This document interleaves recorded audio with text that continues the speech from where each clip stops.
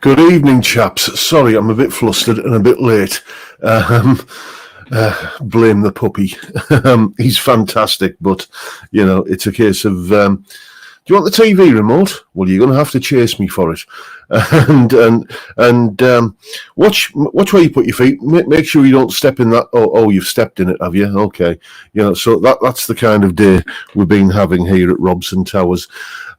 So first things first, I haven't even got organised with a beer yet, which is absolutely, not really very good at all. So excuse me while I just pour the first one. Get ready to shout flake, everyone.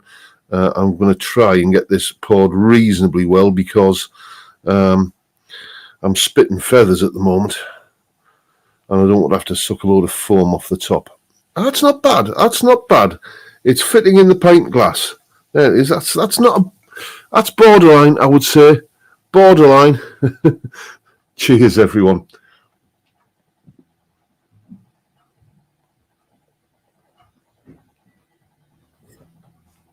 Oh, here we go. Anyway,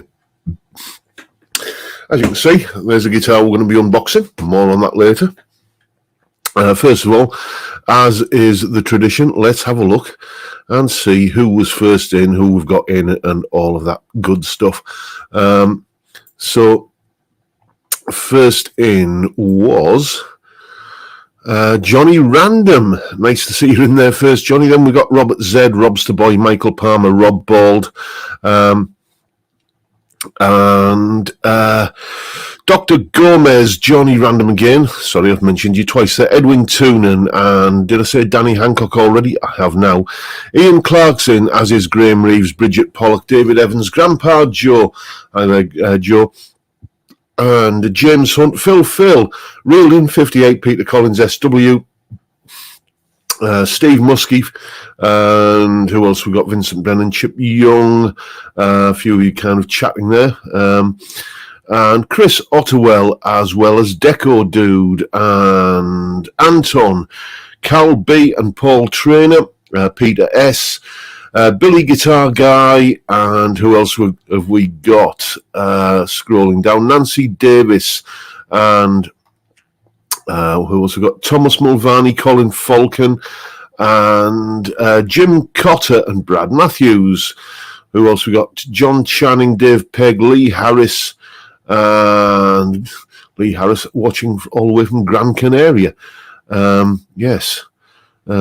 Thankfully, our weather isn't quite the same as Gran Canaria these days. I've been suffering in the heat this week, I've got to tell you. Then we've got Timbo and Kawas Music and John Mack and Steve Lamb, Dudley Squat, Patrick Becker, and who else we got scrolling down? Malcolm Spillett, Stevie Barr, and Chip Young. Have I said you already, Chip? Age is a terrible thing, what it does to the memory. And who else we got? Das Schaff. I'm going to have a go at pronouncing this one. Guitarid Cymrig. I do apologise. Welsh is not a language that I'm familiar with. I do apologise if I've absolutely butchered the pronunciation there. Triple Distilled is in, and Peter Goddard, Russell Gibson, and who else we got? Nick Gregg and David James, and Gemma123. Who else we got? Johnny H. And there we go. Apologies if I've missed your name there, but as I say, it's been a bit of a hectic week. You met the new arrival last week, Doodle, the Lurcher Labrador Cross. He's absolutely fantastic. His personality is really starting to come out now. And he's still at that sort of wriggly, bitey puppy stage. And, the house training is going pretty well. Less and less little accidents every day. And he's starting to manage to sleep through the night as well. So it's kind of getting on an even keel. And yes, so excuse me, I need another beer. Anyway, round about this time of the night, I usually tell you what's coming up on the channel this week. So let's get that out of the way, and then we can have a beer and unbox the guitar and everything.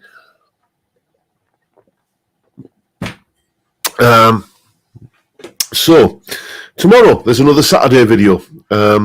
Saturday is very much my kind of overspill day when I've got more content to get out in a short space of time that is than I can fit in during the usual run of things. So tomorrow, 10 a.m. UK time, you're going to see me going shopping for a guitar. Not for me.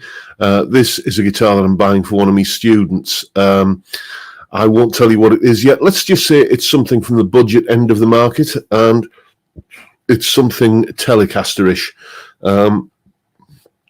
And there's a bit of a Telecaster theme coming up on the channel in the next few weeks, actually, because I've got 2 or 3 Telecaster-style guitars. Well, none of them are actually Telecasters, though. But I've got 2 or 3 guitars which are very sort of Telecaster-ish coming up in the next few weeks. So tomorrow morning I shall be buying one of those. And then on Sunday it is what seems to be the much anticipated showdown between the Gibson ES339 that you saw, when was that, last Sunday? That custom shop ES339. And that's going to be versus the Sire Larry Carlton H7. So kind of a 4-figure sum guitar. How much are those ES339s, the custom shop ones now? I think I remember when I did the video that the prices on them weren't as astronomical as I thought they were going to be. I think about somewhere between $2,000 and $3,000 seems to be the figure that sticks in my mind. Then that up against the I think the 500 quid Sire Larry Carlton. So that is a surprising result that comes out with. I'll say no more than that. So watch out for that on Sunday. Then on Monday we have the usual solo analysis. I don't know if you can hear, but Doodle's kicking off downstairs. He's giving the wife a hard time. On Monday, we have the usual solo analysis. Think of a band who were absolutely massive in the late 90s. Certainly in the UK, they were. They had, songs of theirs being used in big hit movies and in TV shows. And, kind of just really, really high-profile band. Very sort of retro, kind of rootsy kind of rock band. And then suddenly, just boom, nothing. They're gone.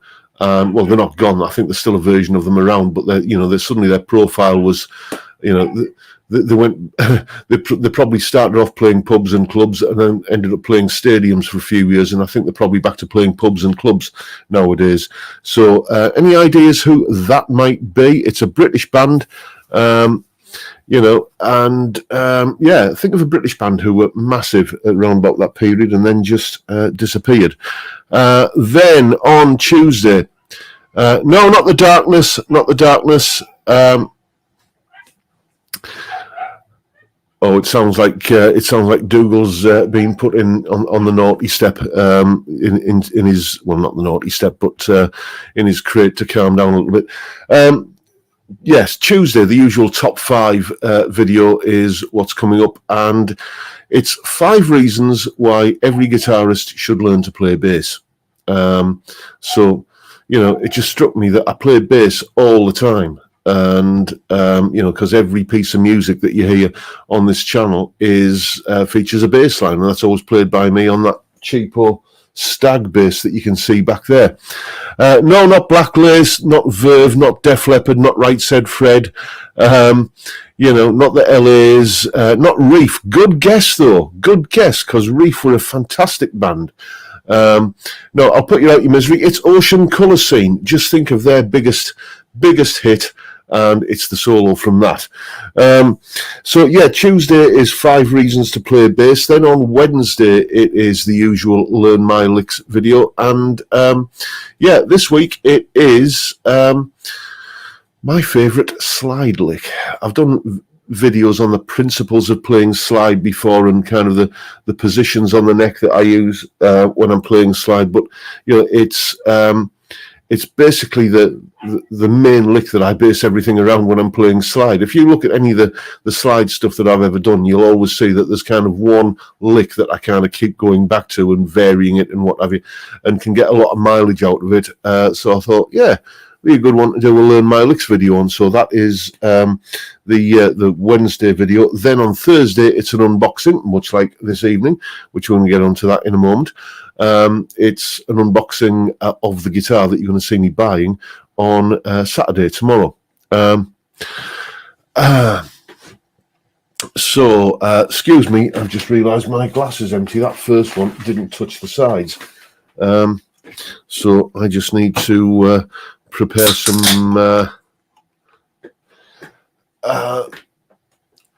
more lubricant. There we go. This is going to be a big foamy flaky one, I can tell, because I'm pouring it too fast. But sometimes, patience is just too much of a virtue, I think. Although, again, not so bad. In case anybody's interested, this evening's stream of Verbal Diary is brought to you by courtesy of Holston Pills, because the groceries came from Morrison's this week. And a few kind of comments there on the ocean colour scene thing. Someone Graham Campbell saying Steve Craddock is a great guitar player. Indeed, he is. And where are we? David Evans is saying, John, tell Florence and Zebedee to stop winding Doodle up. Yes, you have to be from a certain generation to understand that reference, don't you? It was when you were a kid and you were watching the Magic Roundabout, it was, you just didn't question how weird it was. But you watch it as an adult, and there was clearly some substance abuse going on in the thought process behind that thing there. And kids' TV, I think back then, was all the better for it. The Clangers, that was another one. They recently brought them back, but it's not anywhere near as good. And Steve Craddock, the Ocean Colour Scene guitar player, still plays with Paul Weller. And here we go. More beer, Vicar. Let's see what we got. Captain Pugwash was another. Yes, indeed. Apparently the English scripts of the Magic Roundabout are nothing like the French ones. Fair enough. Anyway, shall we get this guitar out the box? This is not a guitar that I bought. I'm going to probably embarrass the chap now, but, I'll do it anyway. A certain Mr. Rob Bald in the chat there got in touch with me and said, I've got a guitar that's surplus to requirements. Do you want it? The same chap who sent me that Digitech Trio pedal that you saw recently. So the plan for this guitar is I'm not going to keep it. It's going to get passed on somewhere, and rather than selling it, I'm either going to give it away to a worthy cause, to a student that needs. I've got a couple of students that are just looking for that first step onto the electric guitar ladder. So we shall see if either of those want it, or if I'm going to sell it, then it will be the money will go to where, Zoe's place. Anyway, Stanley knife box. Let's get busy. I'm going to be doing this a little bit slower than you usually see me doing it in the videos, because unfortunately I can't speed the footage up here, can I? So this is going to be like a regular unboxing video where you see people fiddling with, oh, that bit's not quite undone yet, and where's the opening? Oh dear me. I know what we'll do. We'll open it this way, along where the staples are. There we go. I was going to try and be clever and open it at the skinny end, but it wasn't having it. And there we go. Let's get rid of that there. Come on.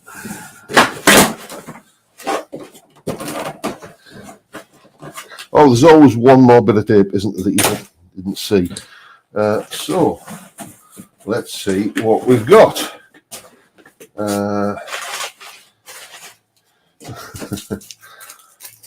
We've got a sweetie wrapper, yes, and some tissues used, and then in here, a familiar sight on this channel. Let's see what's inside. I know what's inside, but I'm pretending I don't because it makes it more suspenseful, doesn't it? I think that's all the tape cut. There we go.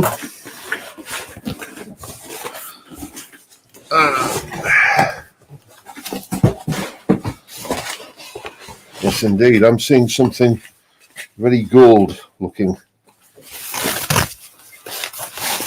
I think this is the first time I've seen this actual Harley Benton model in the flesh. I've done a similar one in the past, but not this actual one. And there we go. It is. And there's something else in there I'm going to show you in a moment, which I don't know what it is. It's the Harley Benton SC 450 with the P90 pickups. And thank you so much, Rob. This will go to a very deserving home. Isn't that a lovely looking thing?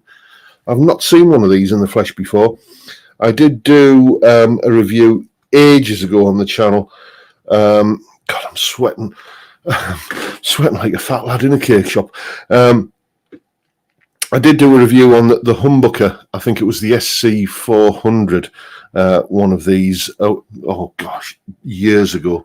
Yeah, so therell be a video of this. You know, kind of. That might be an idea. Putting it up against that other Harley Benton with the P90s in the corner there, that CST 24. Because I believe the pickups in that are Alnico Roswell's, and I believe the pickups in this are not Alnico's. I think that they use ceramic pickups for these. They're certainly not, as you can see, branded as Roswell pickups. So, I'll tell you what though, it's a lovely low action. It's in tune. I tell you what, let's plug it in and just have a quick little rattle. You're not going to really hear much of anything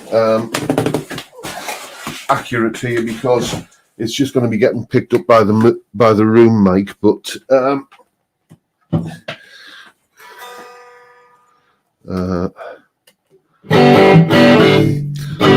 can you hear that, everyone?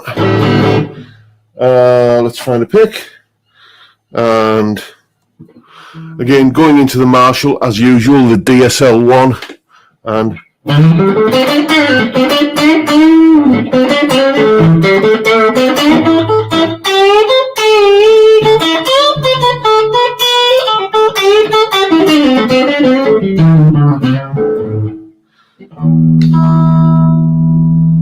oh, and Rob, Rob's upgraded this guitar with some locking tuners. That's a nice touch. Thank you, Rob. Again, everybody, give Rob a big fat round of applause for being such a generous chap, giving away a lovely guitar like this. It's not an expensive guitar, but it's a lovely guitar. And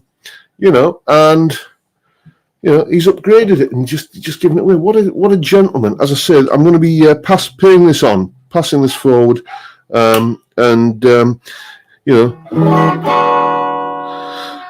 passing it on to somebody, that needs a good quality electric guitar. I'm just checking, one of my little kind of foibles is I do like to clean it up from the volume control, and that's working perfectly. There's the, and then clean it up.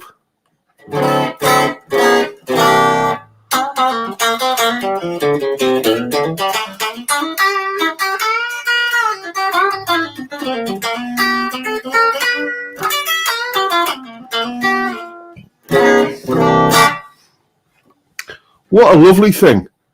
Rob, you're a gentleman and a scholar, and I think everybody raise your glass to Rob. Thank you very much, Rob. I'm going to make sure this goes to a good home.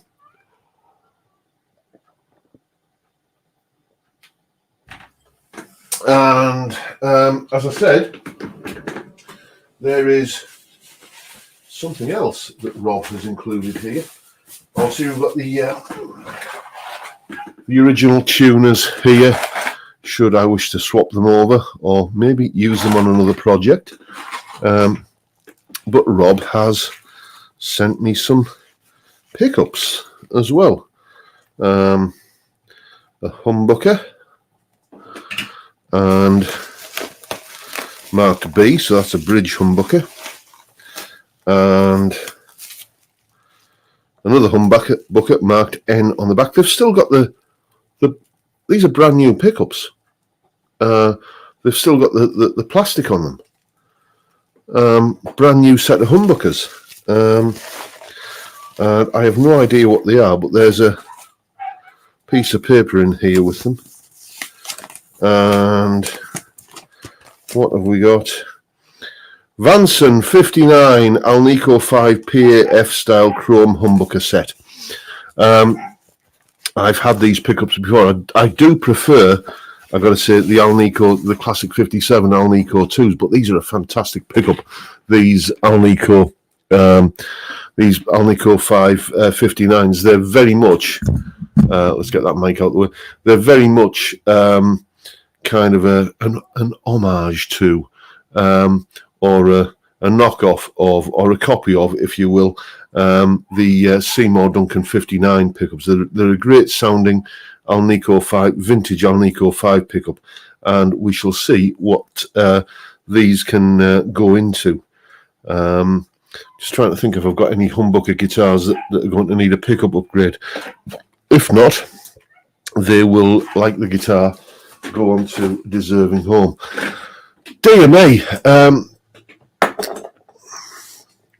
Sean House is saying, have you ever done a video on ceramic versus Alnico pickups side by side? I've done a couple, mate. I did a video where I put some, I think they were Alnico 5 pickups into, I think it was that humbucker loaded Harley Benton Gold Top that I reviewed years ago. I think it was that guitar. And I put some Alnico 5 pickups into that. They came out with a Tokai SG copy. So I have, and I also did a thing where I had the first Harley Benton semi-acoustic I had, the HB35. I've had a HB35 and a HB35 Plus, and I wanted the HB35 Plus the first time around, but it was out of stock, so I bought the HB35, which had ceramic magnet pickups in it, and then I didn't change the pickups. I changed the magnets in the pickups, because if you've ever tried changing the pickups on a thin line semi-acoustic, where you basically got to do keyhole surgery through the F holes essentially to kind of get the pots. So it's an absolute nightmare. It's no great shakes for a professional guitar tech, but for a ham-fisted, hairy-ass, bald-headed, beer-gutted, double-chin northern lad like me, it's a bit of a tall order. So the trick really is to, what I did is I wanted to go from ceramic magnets to Alnico magnets. So I just bought some Alnico 2 magnets, and put them into the, lifted the pickups out of the guitar, took them apart. They were still all kind of wired in and everything, but fortunately there was enough cable on them so I could lift them out, take the pickups apart, and then just kind of poke the ceramic magnet out from underneath the coils and replace it with the Alnico magnets. If you search that video, hunt that video down, you'll hear that it does make a substantial difference to the sound.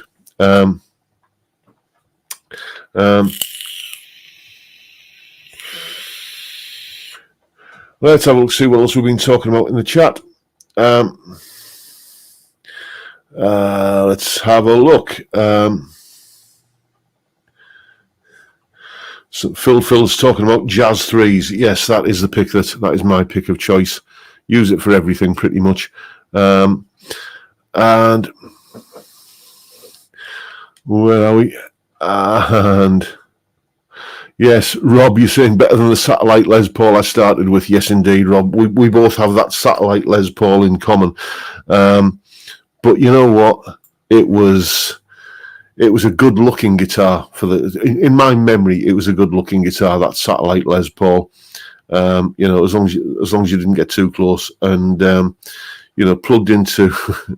I'm ashamed to say this, but plugged into my Amstrad TS40 Music Centre, as they were called in those days. With does anybody remember the little mustard-coloured Coron fuzz box in between? It made a right unholy racket, and it was a great sounding. Well, it wasn't a great sounding guitar, but I thought it was at the time. You could put a record on and play along with it through the Amstrad, and what fun it was in those early 80 days. Dear me, it sounds like Doodle's having quite the tantrum downstairs, but the wife's been out all day, and I've been coping with his, as I say, wriggly and bitey shenanigans. So I've retired up here to have a beer with you chaps, and it's what goes on downstairs at the moment, to be honest.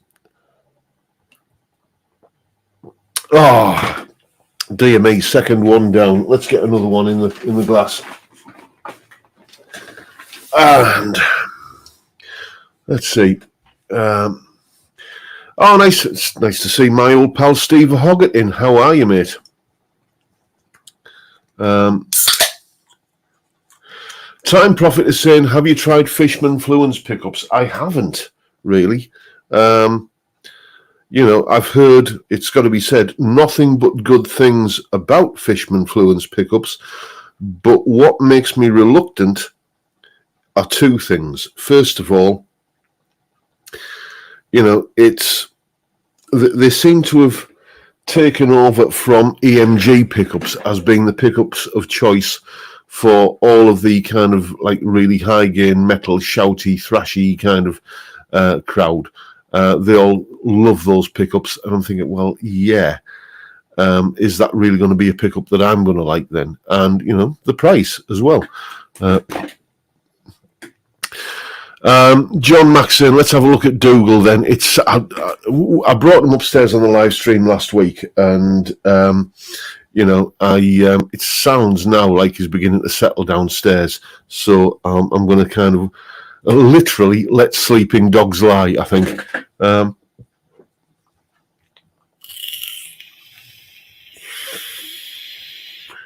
Oh, you off, Malcolm? Have a good weekend, mate.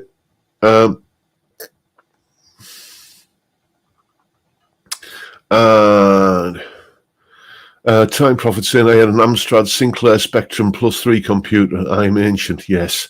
My first computer that I didn't own it, but it was one of the computers that I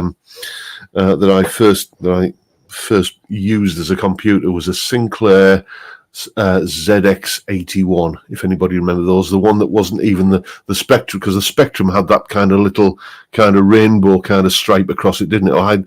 I played on the one before that, it was the computer, and then there was the BBC computer that was in the schools. Where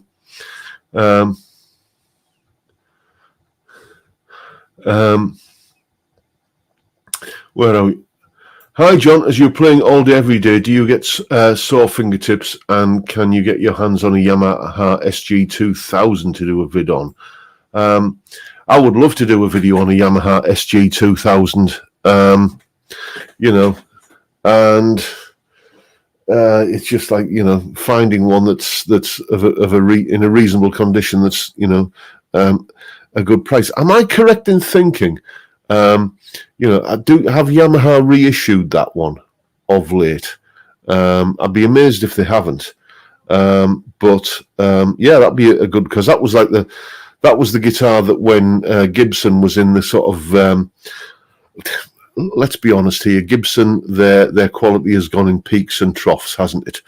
And in the 70s, when it was in one of their troughs, everybody suddenly started playing Yamaha SG2000s. I remember if there's a band from the 70s that you immediately associate with a Gibson Les Paul, it's Thin Lizzy. And I remember, I think it was, I can't remember which one. It was a big single for Thin Lizzy in the 70s.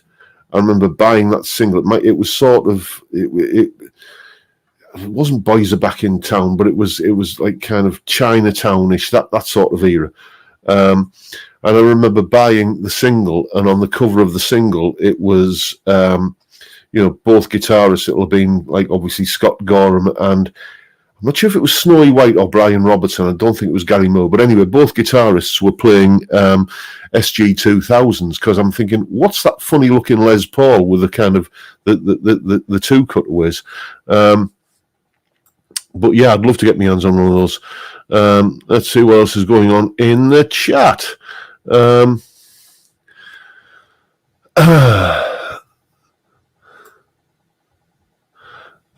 we go.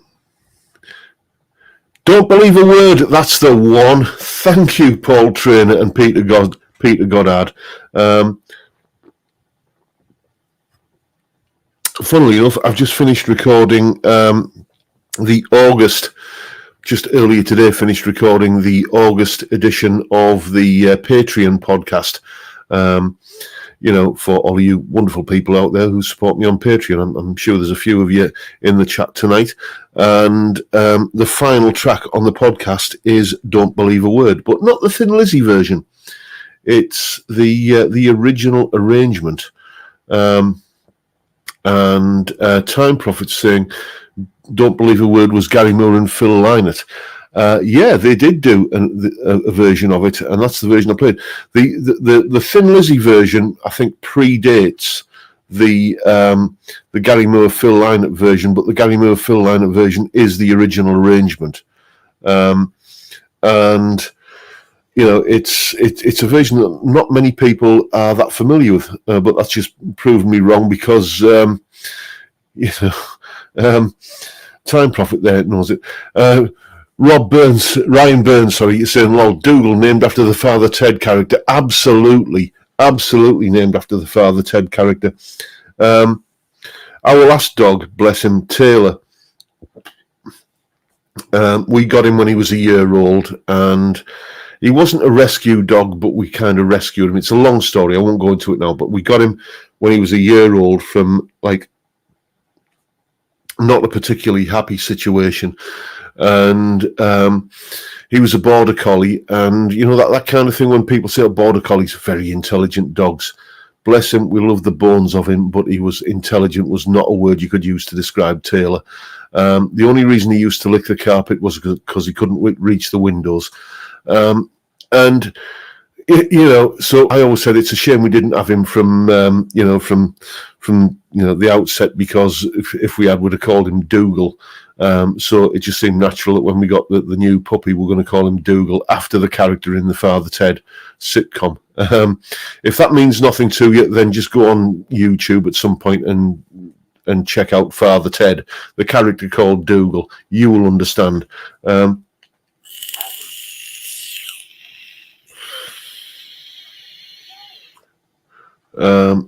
Let's have a look. Santana played an SG2000 before he went to PRS. Yes, I seem to remember that.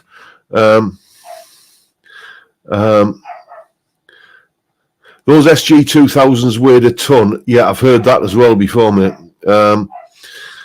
Sounds like Dougal's kicking off. Came downstairs. Shall I go and get Dougal to come and say hello? Would that be... yeah, let's go and get Dougal. Hang on. I'll be back in a sec. In fact... Jack? Yeah? They want to meet him on the live stream again. Oh. He's on his way. Come on, son. Come here.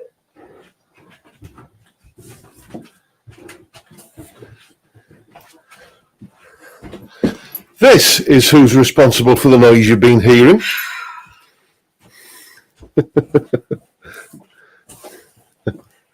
And this is the missus.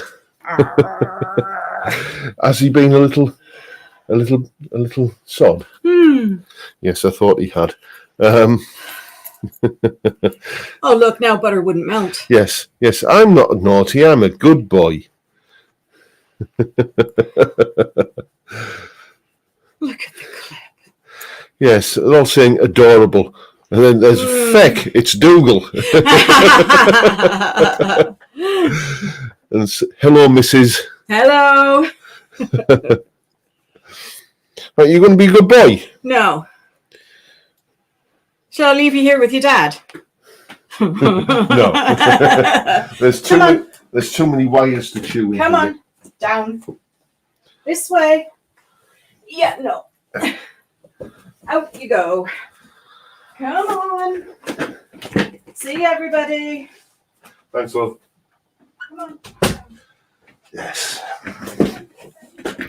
The thing is, he's like one of those clockwork toys, that just kind of goes absolutely wild and mental, and then the spring runs out, and it's just like, okay, sleep now. The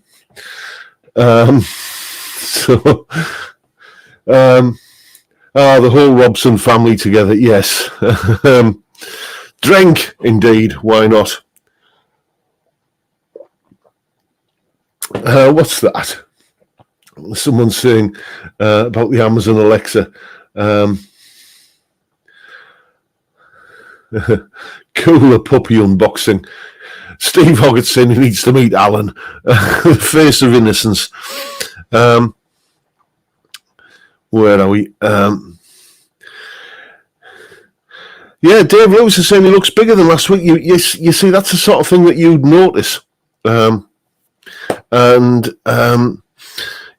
It's because we don't see it, but that's a fantastic tip there, Steve. Vicks Vapor Rub on the cables worked a treat on Alan. We've tried this stuff that you can get on Amazon, this bitter apple spray. He loved it. Oh, it was like, have you got any more of that apple flavoured stuff, Dad? So then we tried, get one of those little squirty spray mister bottles with a solution of vinegar and water. He likes the taste of vinegar and water. Vicks Vapor Up, that works a treat. We can, Ian Clark saying we can chat dogs on Wednesday. In fairness, he's a lot better this week than he was last week. We're crate training him at the moment, and that's going. We've never had to crate train a dog before, because we just never needed to. We've never had that need. Our last dog, as I say, we got him when he was a year old, and the dog before that we had from a puppy, and she was never. She just used to kind of go to her bed and sleep, and she just wasn't a particularly kind of destructive or chewy dog. Dougal, however, is, so we're kind of, he's got a crate which is his own little kind of his own little den that he goes into, and he's starting to kind of accept it as that, which is good.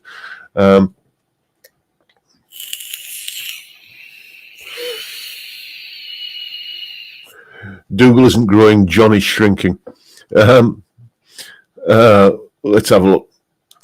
Steve Hoggett saying, I love the chili stuff, and the apple cider vinegar house smelled like a chippy. Yeah, when we had Taylor, when he was really young, he had to have some blood tests done, which meant they had to shave his leg to kind of get near a vein so they could take the blood. And as the hair was growing back, obviously it was very itchy for him, so he was licking the bejesus out of it. And of course it got infected and sore, and then of course that made him lick it even more. So the vet recommended these paprika bandages, because dogs don't like paprika. It's it's kind of the taste, and they go like that. And we came down one morning, and not only was basically he'd eaten the bandage, and we found it the next day. You know where we'd find it, obviously.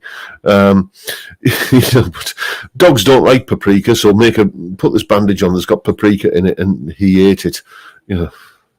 Go figure. Let's have a look, see what else is going on in the chat. This is very much part of the, when I say in all the videos, and don't forget the live stream every Friday where we talk about music and guitars and whatever else crops up. This is very much in the territory of whatever else crops up, isn't it?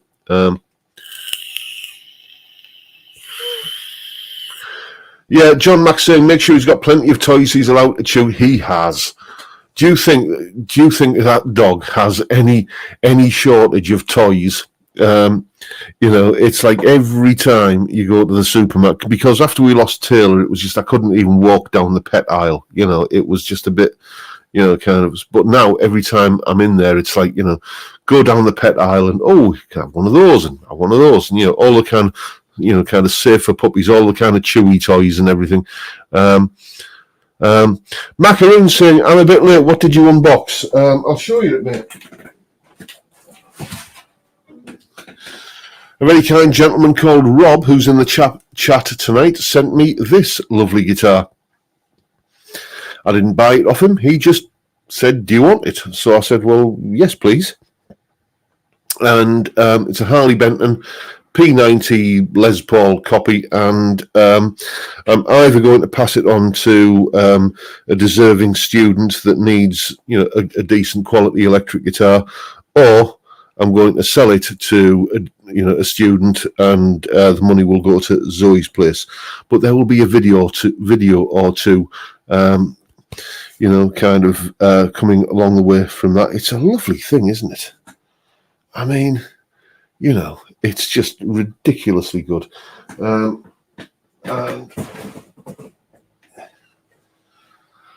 it's the first time I've played that model of guitar, actually. I've always been a bit skeptical because, the Roswell P90s that are in the that black CST-24 back there are,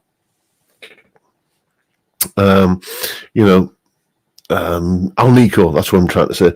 And they aren't. In fact, as I'm thinking now, I've got 3 P90 guitars in here at the moment. I've got that indie guitar in there, which I've never really done a full video on yet.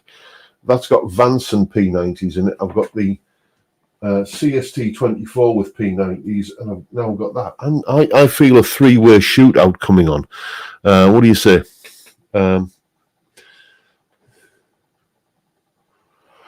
Johnny Love has just raised a fantastic question. Just wondering if you get enough time to practice what you want with all of the hours teaching YouTube and everything. The honest answer, Johnny, is no. I don't get anywhere near enough time to practice. I'm usually sat at my desk by 7:30 on the morning. I mean, I teach a couple of students in New Zealand, so that the time difference means that I've got to be a couple of days a week sat here at 6:30 on a morning, doing the lessons with the chaps in the Antipodes, and then there's usually a gap between sort of say 7:30ish and 10 o'clock or 11 o'clock, and that's when I tend to kind of crack off a load of YouTube stuff, and then say I'll be teaching sort of 10 till about 2, and then there'll maybe be an hour or two at that point there, and then from say about 4 till about 8 I'm back in lessons again. So I just don't get the time to sit and practice, which is, it's when students come to me and say, I've had a really busy week and I haven't really had time to practice. I feel your pain. Yeah, I know what you're saying. You will have noticed that since the channel has got a lot busier, when I'm coming to doing the solos and the demonstrations, then there's one particular technique that I'm not really doing much anymore, and that's sweep picking. It was always my Achilles heel, and it was always just like, okay, I'll throw a sweep picking lick in. but I'll have been practicing it for like, you know, a little bit. I'll have been practicing sweep picking technique a little bit up to that point. But nowadays, I just and it's always been like just the thing that it's, if I don't practice, that's the first thing to go. So, you know, and I'm just not getting the time to practice anymore. So I'm having to rely on the old kind of slithery kind of hammer-on pull-off legato stuff when I want to throw in a little bit of flashy stuff these days.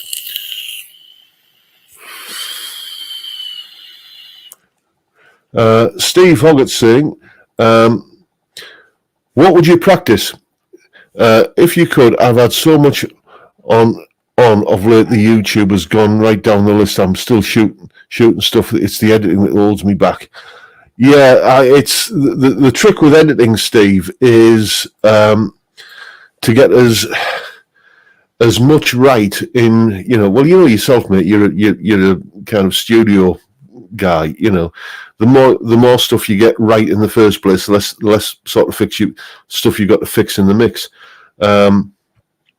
But I'm fortunate enough that I use a piece of software for video editing that I know absolutely inside out, NCH Video Pad, and I really do know it's like, you know, I know everything about it. I know it like the back of my hand. It's the same. I use Guitar Pro 5 purely for the reason that I know Guitar Pro 5 absolutely inside out, and it's like I'm reluctant to upgrade to a newer version because there would be a learning curve associated with it. But yeah, I've just practice, and you know, silly things like making a thumbnail. I used to spend ages on making a thumbnail, you know, where I would want a picture of the guitar in the thumbnail, and I would want the guitar kind of completely without any background, so it just looked kind of like the guitar. Now I don't bother doing that usually. I just, okay, let's just get a picture of the guitar and I'll put it in the thumbnail, and if it's got a background in there, it doesn't really matter, because that used to take forever to kind of remove the background, you know, kind of tracing around it in Photoshop to kind of erase the background. Things like that, just things that you think, well, is it really worth spending that amount of time on? And again, my workflow has really improved since getting this. Well, you can't see what I'm pointing at down there. You can if I do this. That Marshall DSL1 combo, because where have I gone? There I am. Basically, I tend to do all the videos these days with this webcam going into OBS Studio, and I can have multiple audio inputs into OBS Studio. So I have this mic to speak into, and I have the mic from that's in front of the amp, and therefore I don't have to spend ages kind of lining up the audio with the video, you know, the audio from the guitar playing with the audio from the speech with the video, you know, and stuff like things like that sort of take up the time that you know, you just find workarounds that you don't have to spend that amount of time doing that sort of stuff. Yes, Doodle is misbehaving. I'll bet you as soon as I go downstairs, it'll be he'll be all sweetness and light and innocence and everything. But you know, it's just that's what Jackie's been out on the market all day. She makes, as you know, she makes and sells very, very good genuine gemstone handmade jewelry, and there's a maker's market every Friday in Redcar, and she goes out and does that. So she's been out doing the market all day, and I've been on Doodle duty. And so this is just my little kind of hour off that I'm having. She's had the whole day off. You know, she's been at work. Well, I'm at work now. So there we go. Anyway, excuse me, chaps. I think we've just about got time for another beer before the end of the live stream. I usually only go through 3 in the live stream, but for some reason 4 seems more like the magic number for this evening. Where are we? Craig Stamen saying, love the tones you get out of your Marshall, John. I'm very tempted to get one. Yeah, it's been a revelation for me, mate. I still use the guitar rig and, well, not so much bias amp these days, but I'm loving that guitar rig 6. I use that for anything where a Marshall tone isn't going to be the right tone. So if I'm wanting something that's like a country sound, and it's going to need like a Fender twin reverb or something. So for instance, recently I did the Stray Cats and Dave Edmunds. That the race is on. I did the solo from that. Would that sound right through a Marshall? No. So I use like I think for the Dave Edmunds part, I used the Fender twin reverb model in guitar rig, and I think it was a Tweed Deluxe or something, a Tweed style amp in guitar rig for the Brian Setzer part.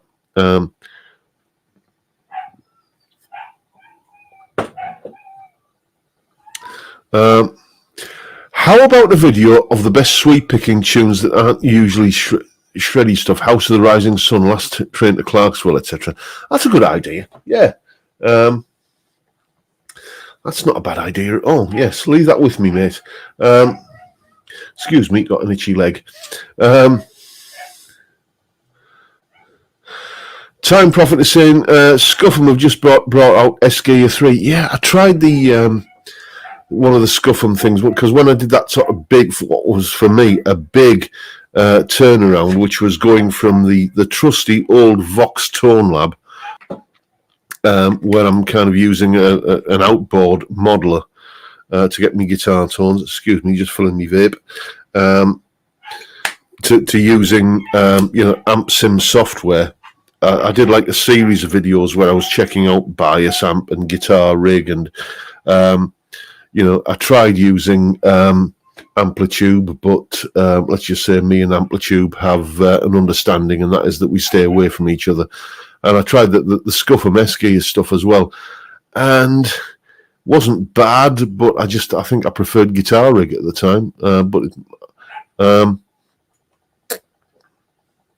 Jason Carter saying, Holston Pills, wow, long time no see. They did some great adverts back in the day, The Great Escape, etc. Yes, our local Morrison's has this in all the time, and I've got to tell you that Holston Pills it's a beer that I don't really have much memories of, because it was always the beer that you used to buy in the little bottles at the end of the night when you were already kind of, when your taste buds were, let's say, kind of already overloaded by the amount of beer you'd had by that time on the evening. So I'm tasting it new these days, and I want to tell you, it's a fantastic drop. It's not acidic or fizzy like a lot of lagers tend to be.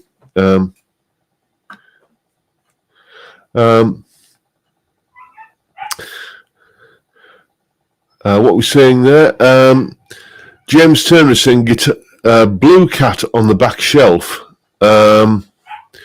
Yeah, I did try the Blue Cat. The Blue Cat preamp, I still use that from time to time. There's one particular sound in Blue Cat preamp, the classic drive sound. You do need to use an impulse response with it though. But there's plenty of free impulse responses around. I think I use a Red Wires impulse response with that. And it gives a really good, the classic drive amp model in Blue Cat preamp is a good one. I tried Blue Cat Axiom, just to do a kind of a bit of a demo of, and I was expecting big things from it, but I just didn't like it at all.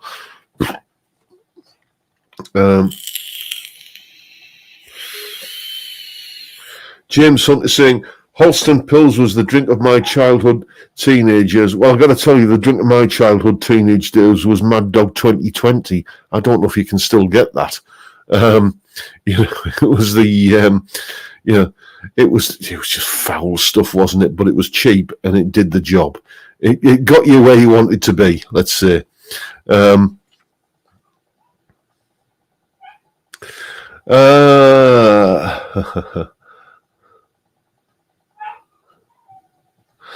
Yes, Jason Carter.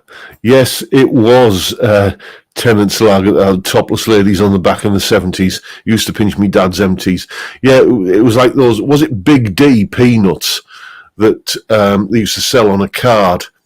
You know, there was like bags of peanuts kind of slotted into a card, and every time somebody bought a bag of peanuts, you know, they would take one off the card, and it gradually revealed, you know, a scantily clad young pouting female. Oh dear me, Double Diamond. There we go. Yes, I remember that, Peter Goddard. I'll raise your Double Diamond with Long Life. Anyone remember Long Life beer?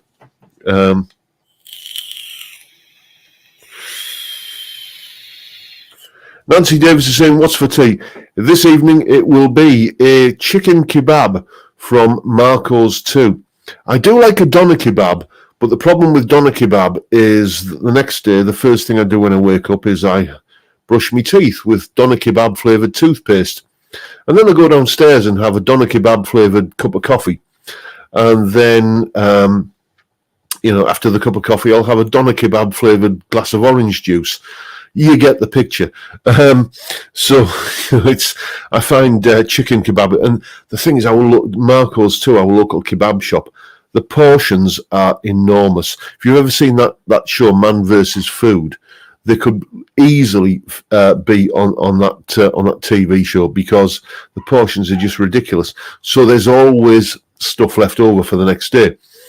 And doner kebab meat is just not the done thing the next day. I know some people. I know one particular good friend of mine who does eat doner kebab the next morning for his breakfast. Quite often eats it cold, but then again he's a barbarian. He's gonna kill me for saying that. But yeah, but chicken kebab meat, it's just basically grilled, kind of marinated chicken, and you know, cold the next day in a kind of bun with salad and a bit of dressing on it. It's still really nice. So I tend to go for the chicken kebab these days. Where are we? Do you remember Skull Lager? I really do. You can still get it. It's the sort of really changed it these days now. It's the cheap, really low percentage lager. I think it's something like 1.8% lager or something now. So, you know, that's just not touching that stuff. That's not going to get the job done.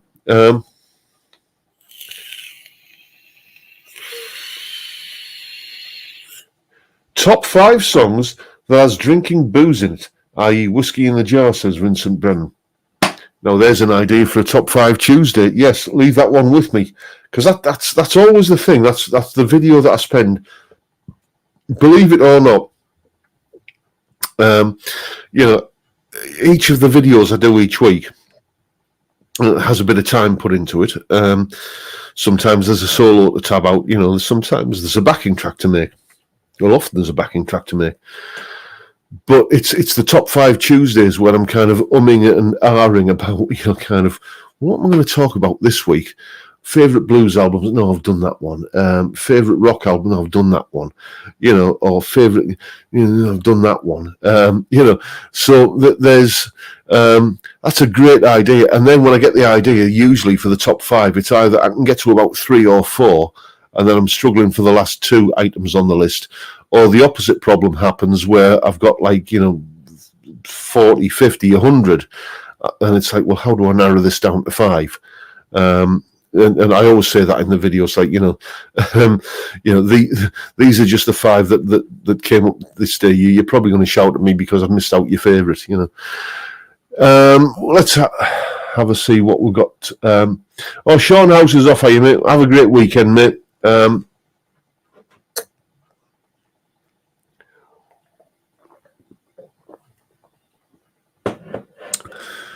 Favourite jazz albums? That's a thing. The thing is, though, you put jazz in the title of a video, and suddenly it gets it's like, Did you notice that video this week that I did where, tabbing out a solo in real time? I floated that idea on the live stream a few weeks ago, and everybody said, yeah, fantastic. Yeah, we'll watch that. And then I get my viewing figures in, and it's like, kind of, your video is appealing to less of your usual viewers than usual, which I knew it would, but it was a video I wanted to get out of my system. I suspect the thing will be the same with jazz albums. Years ago, I did a video about my favourite non-guitar albums. I think that might be worth a revisit, but I might just put out my favourite jazz albums. That might be a good one as well. But I know I'm going to take a hit on that because it's just like, oh, he's talking about jazz this week. I'm not watching that. I'm not watching that. It's just like bloody jazz, where are we? Favourite jazz mags? Yes, indeed. Or as I prefer to say, gentlemen's special interest periodical publications. Yes, that just makes it sound a little bit more civilised, doesn't it?